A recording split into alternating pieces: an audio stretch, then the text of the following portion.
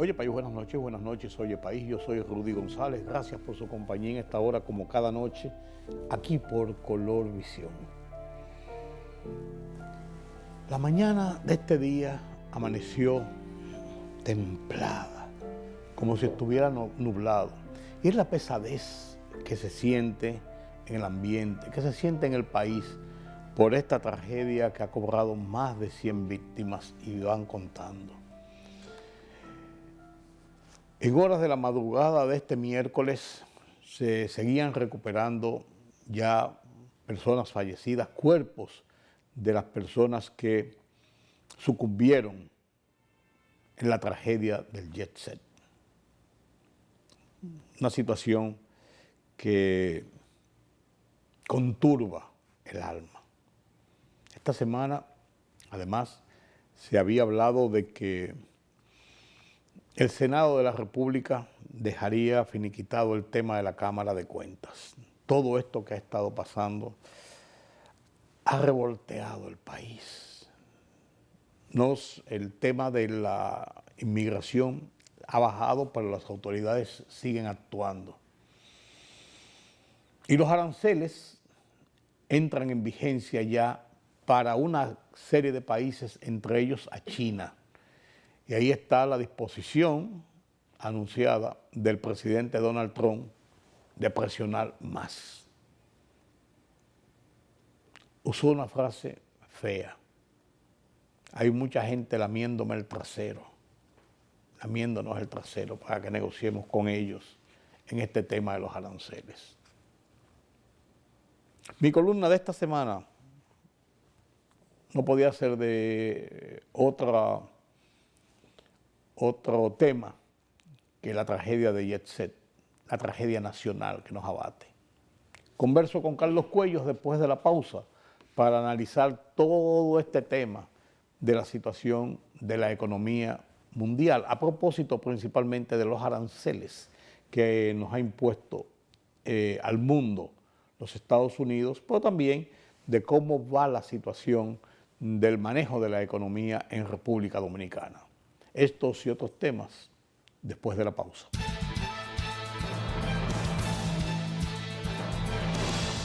El gobierno español expresó su solidaridad y condolencias al pueblo y al gobierno de República Dominicana por la trágica pérdida de vidas en el accidente de la discoteca Jet Set de Santo Domingo, donde el número de fallecidos asciende a la fecha a 124 fallecidos, según las últimas cifras provisionales.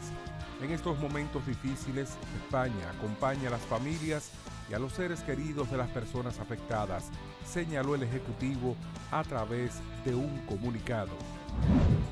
Brigadas de Puerto Rico e Israel se sumarán a las labores de rescate y remoción de escombros en la discoteca Jet Set en esta capital, cuyo techo se desplomó la madrugada de este martes, cuando una fiesta amenizada por el merenguero Ruby Pérez, quien figura entre las 124 víctimas fatales de la tragedia.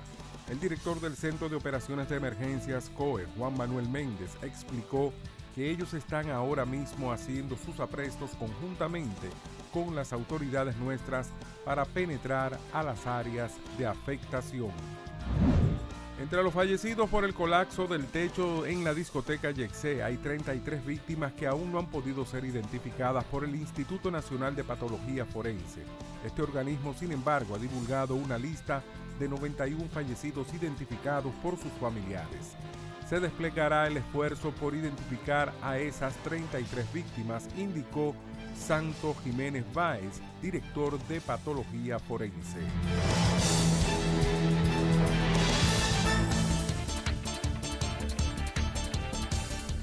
El gobierno de China anunció que ajustará la tasa arancelaria adicional a las mercancías importadas de Estados Unidos como respuesta a la medida de represalia tomadas recientemente por Washington, comunicó el Ministerio de Finanzas del país.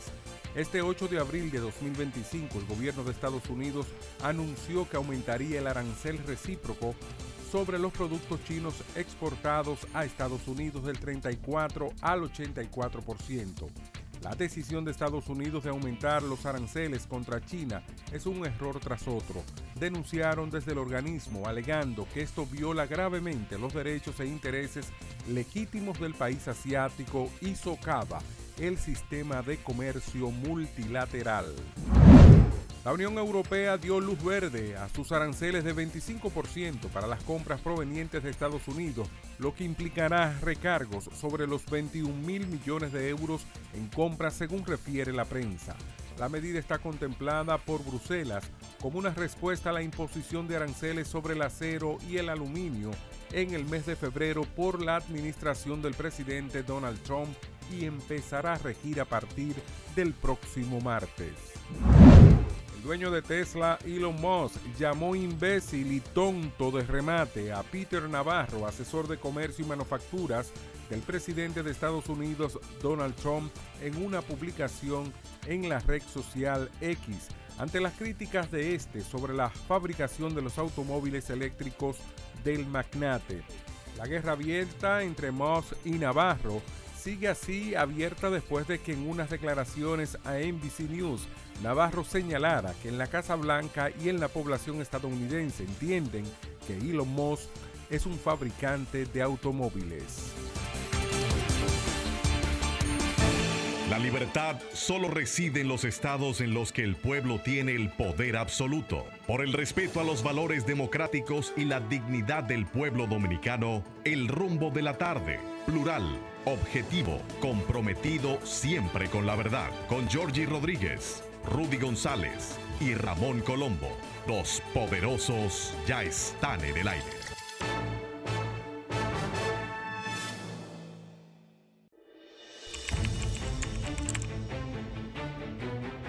Periodismo de investigación, columnas, opinión, análisis, reportajes de fondo. Hora por hora, una completa plataforma multimedia. Periodismo con valor. Noticias horaporhora.com.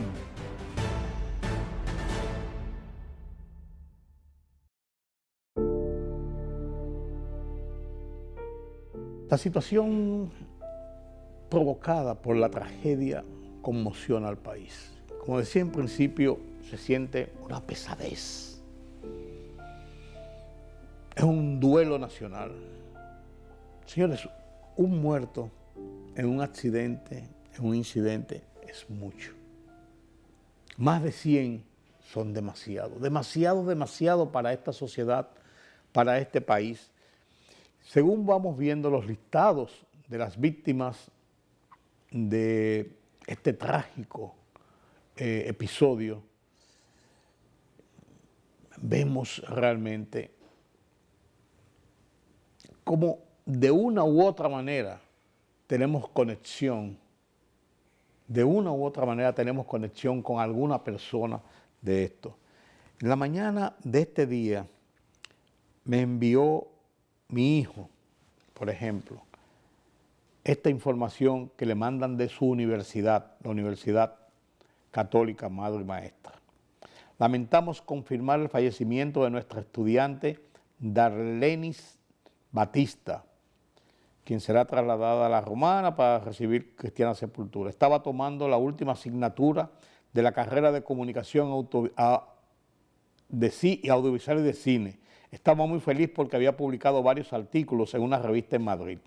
Paz a su alma y consuelo a todos que la conocieron por su amabilidad, dedicación y compañerismo. Una joven madre se nos ha ido. En paz descanse su alma. Una joven estudiante.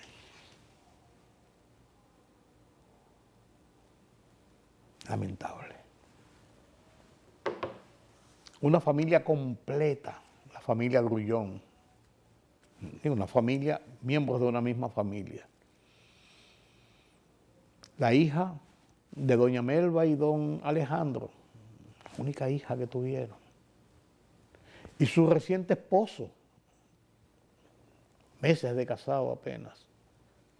Otro hermano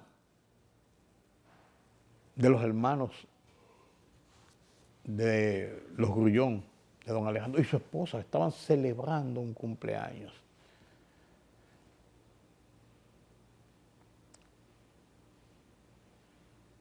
Qué pena esto que está pasando.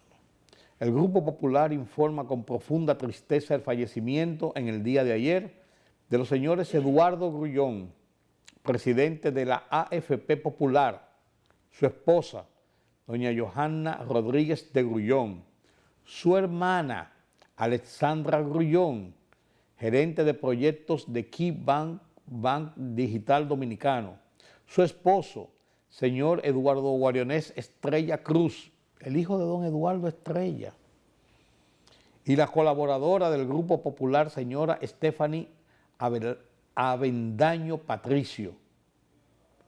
El Grupo Popular lamenta profundamente el hecho que enluta a la nación y agradece de forma muy sincera las muestras de condolencias y extiende la solidaridad a todos los afectados en este incidente. Terrible. Jugadores de béisbol, artistas, el caso de Ruby Pérez, que era el leitmotiv de mucha gente que estuvo esa noche en Jet Set.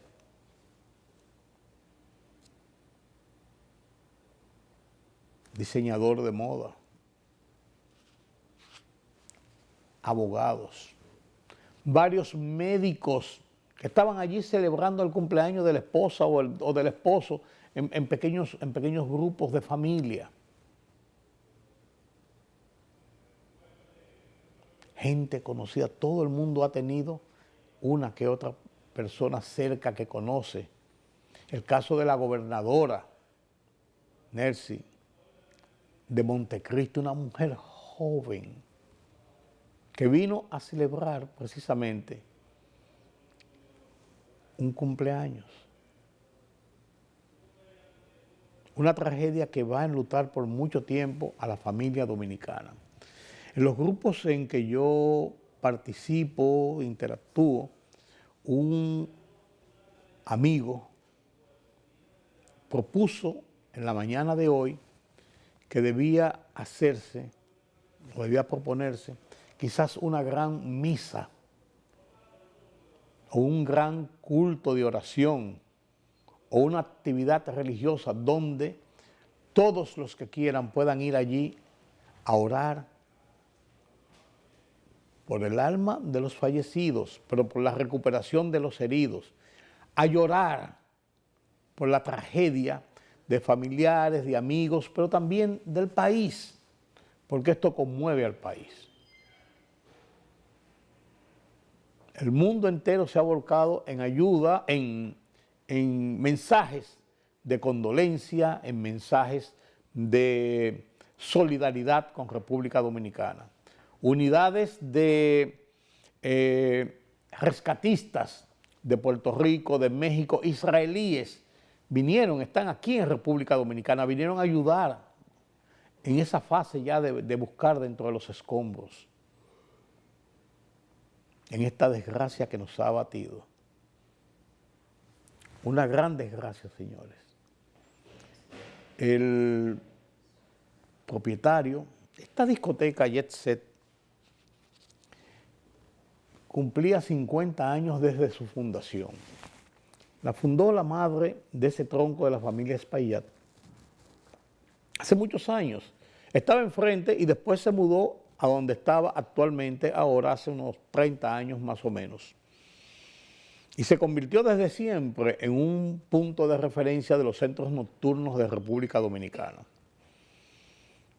donde iba mucha gente, incluso de varios estratos sociales, pero ahí no había alcurnia ni había una gente que fuera de un nivel más bajo, por así decirlo. Siempre, eso sí, con mucho respeto, con mucha caballerosidad, con mucha armonía, con mucha educación. Siempre se desarrollaban las fiestas en Jet Set, principalmente las fiestas de la noche. Antonio Espaillat, líder del grupo de empresas de la familia Espaillat, se encontraba en Las Vegas, Nevada, participando en una feria sobre temas de radio, de emisoras de radio, porque él es propietario de la cadena RCC Media, que tiene 40 y tantas emisoras, la cadena más poderosa de radio del país, y tan pronto se le dio la información, hubo de regresar rápidamente. Ayer mucha gente decía, ¿y dónde están los dueños? No dicen nada. Antonio regresó ayer y a las 4 o 5 de la tarde estaba entrando a sus oficinas desde el aeropuerto directo, conseguir vuelos desde Las Vegas de buenas a primeras, haciendo enlaces con Miami. No es tan fácil, pero se consigue y logró llegar. Y anoche mismo, ayer mismo en la tarde, a través de las emisoras del grupo RCC Media, emitió un comunicado donde da la cara, donde dio muestras de la solidaridad y de la pesadumbre y del dolor que sufre la familia Espaillat por este episodio. Veamos este mensaje. Hoy queremos dirigirnos sobre todo a las familias afectadas por la tragedia ocurrida anoche en Jet Set. No hay palabras suficientes para expresar el dolor que genera este acontecimiento. Lo que pasó ha sido devastador para todos.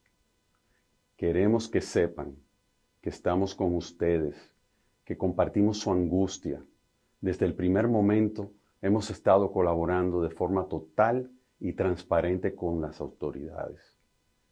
Seguimos en comunicación constante con el Centro de Operaciones de Emergencia, COE, mientras continúan las labores de búsqueda y rescate con equipos de emergencias voluntarios, personal de más de 22 instituciones.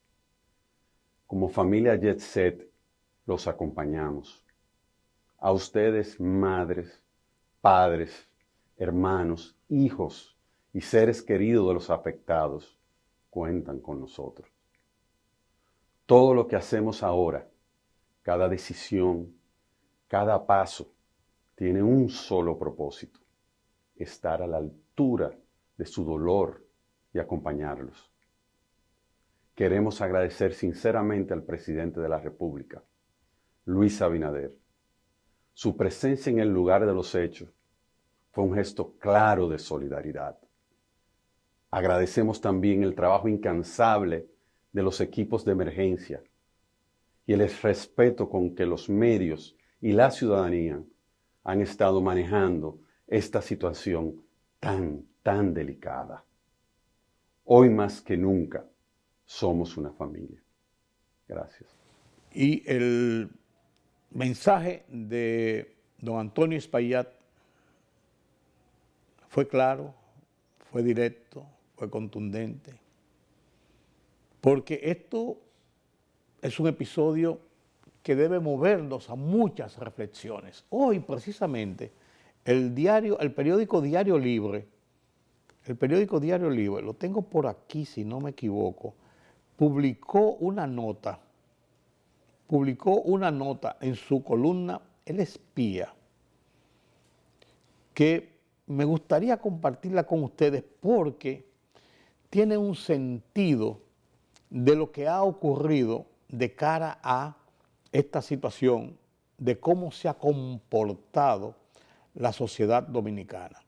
Y esto muestra realmente cómo nosotros hemos ido madurando y cómo dejamos atrás algunas necedades, aunque no faltan quienes tratan de buscarle siempre la quinta pata al gato y tratan de hacer escándalos con cualquier situación como esta que lacera tan duro a la sociedad. Precisamente esta columna se titula de El Espía de Diario Libre de la fecha Vamos madurando. Solidaridad nacional sin tintes políticos ante el colapso de Jet Set. Si algo ha demostrado la tragedia es que podemos decir, al menos en esta ocasión, que vamos madurando como sociedad. El país se unió en solidaridad y dolor por los hechos que han dejado decenas de muertos y al menos hasta ahora nadie ha tratado de sacarle filo político a lo ocurrido. Eso habla muy bien tanto de las autoridades vigentes como de la oposición. Y eso, en tiempos como los actuales, en los que se ve de todo y un poco más, es digno destacarlo, dice la columna de Diario Libre en el día de hoy. Y ciertamente ha sido así, ciertamente ha sido así. No cabe dudas de que estamos enfrentando un serio reto en que nuestra solidaridad está de por medio. Los detalles quedará para las investigaciones, para más adelante. Hoy debemos llorar por nuestros muertos y por los heridos. Mi columna de esta semana precisamente la titulo Consternados. La comparto con ustedes a continuación.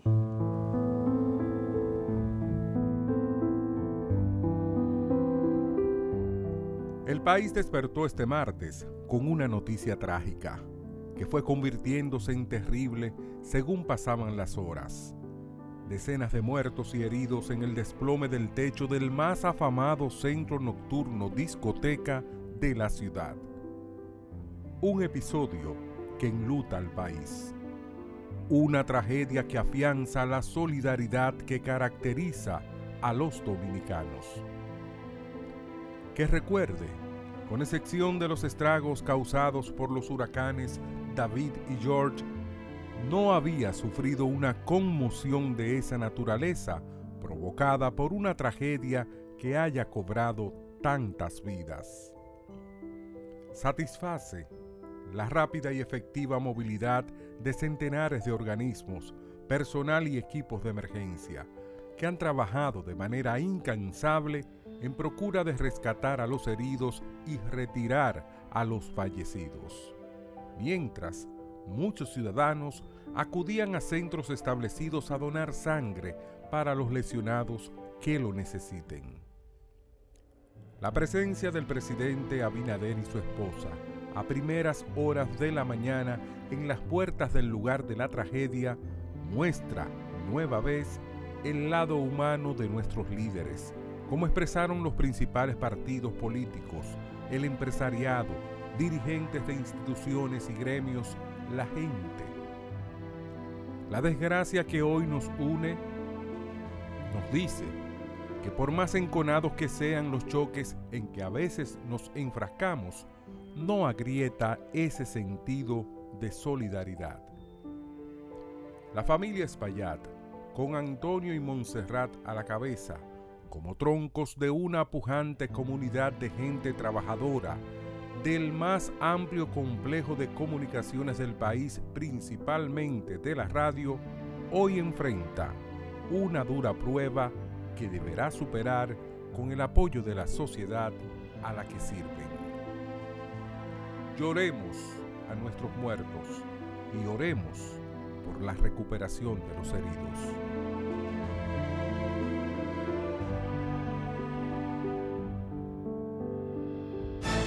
La libertad solo reside en los estados en los que el pueblo tiene el poder absoluto. Por el respeto a los valores democráticos y la dignidad del pueblo dominicano, El Rumbo de la Tarde, plural, objetivo, comprometido siempre con la verdad. Con Georgie Rodríguez, Rudy González y Ramón Colombo. Los poderosos ya están en el aire.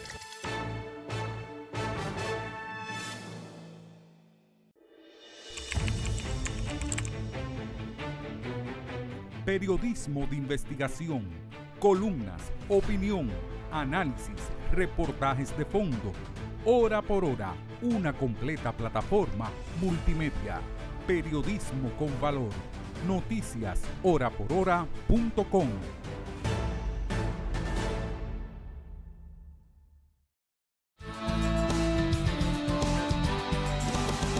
Gracias por continuar con nosotros aquí en Oye País. Y el tema de la economía, dentro de todo esto que está ocurriendo en el mundo, mantiene la atención de los analistas, de los estudiosos, de los economistas. ¿Hacia dónde va el mundo luego de la imposición de estos aranceles del presidente Donald Trump? Aunque en guión que teníamos y en el listado que nos enviaba Carlos Cuello de los temas a discutir en esta semana sobre la situación de la economía, no estaba en el primer renglón, pero yo creo que debemos comenzar por ahí. Porque es que todo está como dependiendo de esto ahora. ¿No es así, don Carlos? Buenas noches. Buenas noches, así es. La economía mundial está girando en torno a la guerra arancelaria del presidente Trump, donde, como hemos visto, hasta una isla con pingüinos fue agravada con aranceles, ¿no? Y obviamente que toda acción trae reacción. Las reacciones de tanto digamos, de los grandes, como el caso de China, no solamente China, también Corea y Japón. Corea y Japón, que en esta ocasión, aunque tienen alguna suerte de rivalidad política, diríamos, aquí se están uniendo en un bien común para ellos, que es la economía de sus países. Claro. Que apuestan ellos al desarrollo. Claro. Y entonces aquí tienen un rival común. Exacto.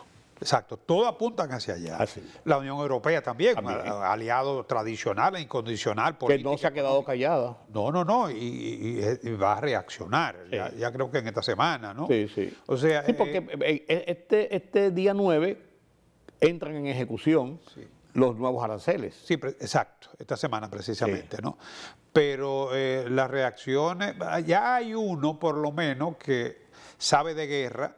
Se trata de una guerra arancelaria y ya comenzó ganando, que fue Israel. Sí. Ya Israel logró, porque ahora el presidente Trump dice que todo es negociable. Sabemos que él es un negociador, ¿no? Pero a veces tú tienes que tener cuidado con las amenazas que tú mandas, porque tú podrás negociar después, pero las amenazas de por sí te cambian las expectativas y te crean un revuelo en la economía mundial, como es el caso de ahora. Pero no solamente las amenazas, también, en cierto modo, las cosas que usan. La actitud también. Me están besando el trasero. Dijo ayer, como que dice, yo soy yo, y por Dios. Siendo la economía más grande del mundo, no luce que se comporte como de una forma tan atropellante, ¿no? Claro, es lo que digo, así no. No. Así no. No, pero fíjate que, a propósito, esa guerra arancelaria ha desplomado los precios del petróleo. Sí. Increíble. Que uno pensaba lo contrario. No, por debajo de los $60. Así es. Los precios más bajos de los últimos 4 años. Sí, así es. ¿No? Así es. Y obviamente que esto plantea nuevas interrogantes. En gran medida obedece a la situación de la incertidumbre de la guerra arancelaria, del impacto que se espera que va a tener en el comercio mundial. Va a reducir los volúmenes de comercio mundial, ¿no? Como es lógico, ¿no? Y hay algunos bancos de inversión en Estados Unidos que ya han aumentado las probabilidades de una recesión en la economía norteamericana. Se está hablando muy consecutivamente en esos sectores de la banca y de los... JP Morgan, por ejemplo. Y de los mercados, de que estamos en las puertas posibles de una recesión. Sí, fíjate que son probabilidades, como te decía, ¿no? Pero una recesión o incluso una estanflación, porque esta política arancelaria, en lo inmediato, lo que pintan es aumento de la inflación. En un momento en que se ha ido logrando una reducción de la inflación, incluso este mes ya cayó por debajo del 3% y se acerca cada vez más al objetivo meta inflación de Estados Unidos, que es un 2%, que estaba previsto para este año. Pero es casi seguro que ya a partir del mes que viene, o el próximo reporte, comience a revertirse la tendencia. Porque en lo inmediato Estados Unidos no tiene cómo sustituir todas esas importaciones. Ahí está el tema. Ni tiene tampoco la manera de reducir costos para hacer que sean más atractivos los precios. No es que ellos se prepararon para lanzar esta medida, es que vamos sobre la marcha. Es un tren sin freno. Claro. Entonces, el petróleo, ante la posibilidad de que se reduzca la demanda como consecuencia del enfriamiento de la economía, ¿no? Cayó por debajo de los $60, ¿no? Hace tiempo que no estaba por ahí. 59.82 se estaba cotizando. Solamente por ahí o por debajo estuvo en los vaivenes de la pandemia. 4 años. Sí, en los vaivenes de la pandemia. Exactamente. Sí. Entonces, eso tiene dos implicaciones. Primero, para los productores norteamericanos, cualquier precio por debajo de 60 afecta la rentabilidad. La OPEC, por otro lado, que de una política de restricción, de reducir la producción en unos 2 millones de barriles diarios. Para provocar aumentos. Pero no. Ahora, al bajar el precio, para generar los ingresos, tienen que incrementar la producción. De hecho, ya hay países que lo están haciendo, ¿no? Y parece que la OPEC en su última reunión ha dejado cierta flexibilidad, o sea que va a aumentar la oferta, pero las expectativas son de que la demanda va a reducirse. Así es. Fíjate que aquí hay una proyección de que podría reducirse hasta 54 o 34, ¿no? Al final de este año, ¿no? Y los pronósticos para el 2006 son 53, 55 dólares el barril. Esos son los pronósticos, claro. Viste las condiciones de hoy. Porque todo esto podría cambiar. Sí, porque así como se aplica de buenas a primeras estos aranceles y se abren las compuertas de esta guerra, también podrían cerrarse o estrecharse. No, y vendrá también un reordenamiento en la economía, porque cuando tú tienes una situación que de inmediato tú tienes el shock, pero después tú te acostumbras, ¿eh? O te acomodas. Por eso te digo, fíjate, cuando explotó la guerra de Rusia y Ucrania, teníamos un panorama muy oscuro, pronósticos reservados. Sin embargo, ya llevamos prácticamente 3 años conviviendo con la guerra. Sí, sí. Y economía como la nuestra, por ejemplo, que teníamos expectativas de impacto muy fuerte, negativo. Bueno, mantuvieron prácticamente su mismo ritmo de crecimiento. Así es, así es. O sea que, pero ahora mismo lo que tenemos es un panorama muy confuso. Muy serio, sí. Y aunque se podrá negociar, pero con este tipo de acciones, la confianza se va perdiendo. Y Eso es lo que te iba a decir. Se recupera, ¿eh? Eso es lo que te iba a decir. A lo mejor ajustamos las cosas vis a vis en los negocios, pero no se tiene confianza porque queda abierto eso de que en cualquier momento puede venir otra medida de esta naturaleza, o peor. Claro. Y eso que tú dices es vital. Sí, por un lado. En las negociaciones bilaterales principalmente, en el caso de la economía, la confianza es lo básico. Claro. Y con un hombre como Donald Trump, que firma una orden ejecutiva y va más arriba, uno no sabe. Esa es la realidad. Exacto. Mientras tanto, en el país, ¿cómo va la cosa? El último informe del Banco Central, ¿qué dice? ¿Cómo Mira, va la inflación? Hay dos reportes aquí, ¿eh? El de la inflación del Banco Central ya la entregó. Para el mes de marzo puede ser 0.31, ligeramente menor que la del mes de febrero. Eso permite una inflación acumulada de un 1% en los primeros 3 meses. Bueno, ojalá y si mantenemos ese mismo ritmo, 3 meses es el 25% del año, bueno, el objetivo meta de inflación es 4. Sería 4.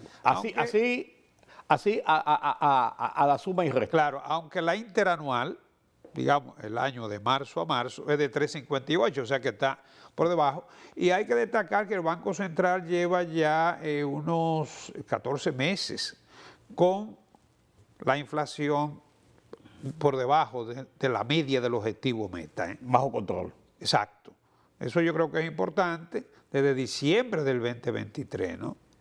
O sea, después que se disparó en niveles alarmantes. Claro. Hasta ahora, como te digo, se mantiene bajo control. Aquí los renglones que más experimentaron alza fueron el transporte, 0.63, por debajo de la media, ¿no?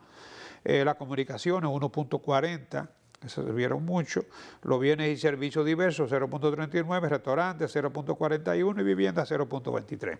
Esos fueron los renglones que más subieron, los primeros 4, por encima del resultado, de la media esperada, ¿no? Pero con todos estos controles, ¿cuál es la proyección del gobierno en lo que para este año, dentro del marco de su presupuesto, sus ejecuciones, sus ingresos, sus proyectos? Mira, el Ministerio de Economía, Planificación y Desarrollo presentó una revisión, hizo una revisión de las proyecciones macroeconómicas para este año. Originalmente se tenía previsto que la economía podía crecer en torno a un 5%. Sin embargo, se rebajó. La rebajó a 4.5%. Esto va acorde con lo que habían presentado los organismos internacionales como el Fondo Monetario, el Banco Mundial, la CEPAL, ¿no? Pero, como te digo, fue revisada a la baja, ¿no? Sin que tenga nada que ver esto con los aranceles ni nada de esto. Mira, es que ahora mismo hay que tomar en cuenta el posible impacto de la situación de la guerra arancelaria. De una u otra forma, nosotros fuimos grabados con un 10. Es verdad, estamos entre los más bajos, pero eso tiene un impacto sobre la zona franca, sobre todo, que responde por el 65% de nuestras exportaciones y más del 80% va a Estados Unidos, justamente, ¿no? Ese es el tema. Uno dirá, bueno, quizás podrían beneficiarse porque de alguna manera estamos más cerca y podemos ofrecer mejores precios. Todo eso es posible, pero mientras tanto está por verse, ¿no? Sí. Y ahí vi, Y hay un impacto psicológico y de prevención. claro, ahí vi que el presidente de la República pidió que se hiciera un reajuste de hasta un 20-25%, tanto en la zona franca como en el turismo, como una forma de contrarrestar el uso de mano de obra del vecino país. Me parece un poquito riesgoso, ¿eh? Porque si ahora la zona franca van a tener que enfrentar la situación de los aranceles, y encima de eso también tú le combinas hacer reajustes salariales más allá probablemente de lo que son los niveles de productividad. Entonces esto yo creo que hay que tener un poquito de cuidado. Sí, necesariamente. Sin embargo, hemos pasado el primer trimestre. ¿Cómo ha sido la ejecución fiscal, Carlos?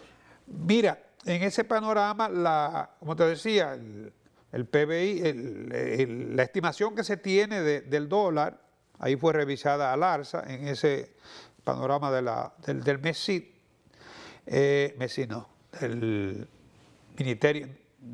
Ministerio de Planificación, Economía, Planificación y Desarrollo, que ya está desapareciendo, es Hacienda, ¿no? Se estima que el dólar podría estar terminando en 63 por 1, ¿no? O sea, le da un alza, sube la previsión en 0.64. La depreciación la sitúa en un 7%. Mucho. Para el 2026 estima que podría ser 67.26 por 1 el tipo de cambio. Y la depreciación 5.50. O sea, la última revisión que hace el Ministerio de Economía, Planificación y Desarrollo. Eso ya para el 26. Para el 26, sí, 67.26, pero la depreciación que le da es 5.50, ¿no? Y del 25, entonces, tú dices que sube a 7. Sí, 67%, sí. De todos modos, el PBI se estima que va a ser 129.9 millones, prácticamente 130 mil millones de dólares, con un per cápita de alrededor de 12 mil dólares. Por el ¿Aumentó PBI, el per cápita? Sí. Por el PBI nos situaríamos en la séptima economía de América Latina y el Caribe. O sea, por debajo de Brasil, México, Argentina, Chile, Perú y Colombia. Después irá a República Dominicana. Y por el per cápita entre los quinto y sexto, con el per cápita de 12 mil dólares por persona. El PBI para el 2026 se estima que va a ser 136.5 millones de dólares si se mantienen las proyecciones de crecimiento que tenemos, por supuesto, ¿no? ¿Qué ha provocado la reducción de la tasa del dólar, Carlos? Porque ha seguido desde la semana anterior que vimos un freno en el nivel alcista que llevaba. Vemos que ha comenzado incluso ligeramente hacia la baja. Rápido. Es lo que te digo. ¿Desplome? Sí. Fíjate que en la jornada de ahora, de mediados de esta semana, ¿no? El precio era de 61.63, más de 100 puntos. Sí. Llegó a cotizarse la compra. Para la compra. Llegó a cotizarse la compra en 63. Sí, cerca de 63, casi ahí, bordeando, ¿no? Y la venta, 62.13. Sí, Y subió. 63.43 llegó. Sí. Más de 100 puntos. Sí. En menos de un mes. Sí, y si se ven operaciones hasta 63, 60 y pico. Citaban algunos inversionistas. La depreciación, si tú la comparas con 60, 61, que comenzó en enero, ahora la depreciación, que ya iba en más bordeando casi el 4, ahora la depreciación cae a menos de un 2. De un 2, sí. Es increíble. Ojalá y se pueda mantener. ¿Qué provocó esto? Inyección del Banco Central. El Banco Central inyectó una realidad de los importadores o de algunos otros sectores que podían haber estado acaparando dólares, o acaparando no, guardando divisas, y ver la situación de lo que podía pasarle con esos. El Banco Central tomó medida, ¿cómo le llaman ellos? Como una especie de precautoria para contener un poco la demanda, limitar los bancos, los préstamos en dólares a empresas generadoras y no generadores hasta un tope. Se estableció tope para ese tipo de operaciones. También es cierto que la demanda fuerte se esperaba que se iba a producir en el primer trimestre del año, que ya concluyó, ¿no? Sí. Eso también. Y la generación de divisas parece que se ha mantenido, ¿no? Pero no se descarta que en medio de esa incertidumbre hubiese acaparamiento, lo cual implica una demanda inesperada. Y que ahora, frente a este cambio, a esta inflexión, los que estaban contemplando pescar en río revuelto hayan decidido desprenderse. Claro, claro. O por lo menos aguantar para evitar males mayores. Bueno, ya hay gente que tiene que haber perdido mucho dinero. Se apostó al alza, como eran las expectativas, hace apenas un mes, 3 semanas. Sí, porque algunos pueden haberlo hecho porque tenían pagos inmediatos que hacer y tenían esa revisión. Otros para guardar. Los que van para guardar sí pueden tener problemas. Fueron medidas prudenciales las que tomó el Banco Central. No fueron tanto de inyección, ni de reducción, ni de cambio en la política, en su tasa de política, que la mantuvo igual. Sí. Pero aparentemente están dando resultados. Pero la banca comercial también, en cierto modo, mantenía los estados de restricción de cantidades en las ventas de dólares. Es normal, cuando un mercado está tan volátil, conviene tomar medidas de precaución.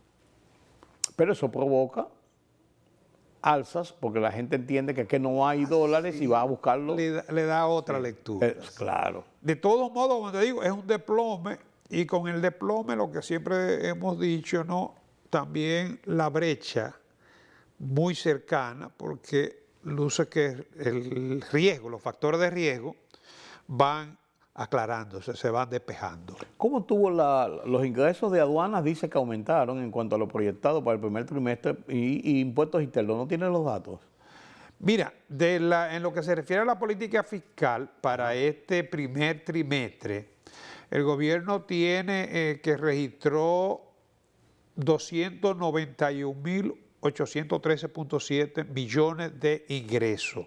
Casi 300.000. Exacto. Y gasto por 347.625 millones. Obviamente eso reporta un déficit, ¿no? Como es natural, de 55.811 millones. Pero hay un superávit primario. O sea, el superávit primario es la diferencia entre los ingresos menos los gastos antes de los intereses sobre la deuda. Bueno. O sea que hay un superávit primario. El déficit proyectado para el año es un 3% del Producto Interno Bruto, que asciende a 242.869.9. O sea, ese es el déficit proyectado para el año, 242.870, digamos, ¿no? Y para esta primera parte, ¿no? Es de 55.000, o sea que está dentro de lo... Sí, ahí hay más o menos una cuarta parte. Está dentro proyectado, sí. Pero lo que me llama poderosamente la atención es que los intereses de la Comisión de la Deuda ascienden a 79.782 millones. En el primer trimestre. Un 27.34% de los ingresos comprometen los intereses y las comisiones sobre la deuda. Y superan lo que son las asignaciones de educación, 65.000 millones.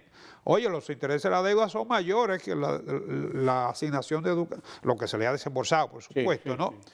65.000 millones. Recordemos que educación tiene el 4% del Producto Interno Bruto asignado, que equivale casi a la cuarta parte del presupuesto. Bueno, y salud pública 65.131. O sea, fíjate que los intereses de la deuda son la partida más grande. Ya comprometido, ahí tenemos, por lo menos para este trimestre, el 27% de la recaudación. Que antes estaba por debajo del presupuesto de educación, y de educación. Sí, claro. De educación, incluso de otros renglones, pero eso no es bueno, Carlos. No es nada bueno y podría seguir empeorando porque al no hacerse la reforma fiscal, la fuente para financiar el déficit, porque lo tenemos ahí, el déficit, el 3% del PBI, es el endeudamiento. Sí, claro. Y mientras tú más incrementas la deuda, más intereses vas a pagar. Tú puedes cambiar el perfil de la deuda. Lo que iba a pagar en 2 años lo paga 10. Sí, pero los intereses tienen que pagarlo. Los intereses tienen que pagarlo. Tienen que pagarlo. Eso es así. Esa es la realidad. Bueno, Carlos, gracias por estas informaciones sobre el mundo de la economía. Gracias a ustedes por haberme acompañado en este conversatorio con Carlos Cuello y en esta emisión de Oye País. Mañana tenemos una cita nueva vez aquí en Color Visión a esta misma hora. Yo soy Rudy González. Pasen un buen fin de esta noche. Nos vemos mañana.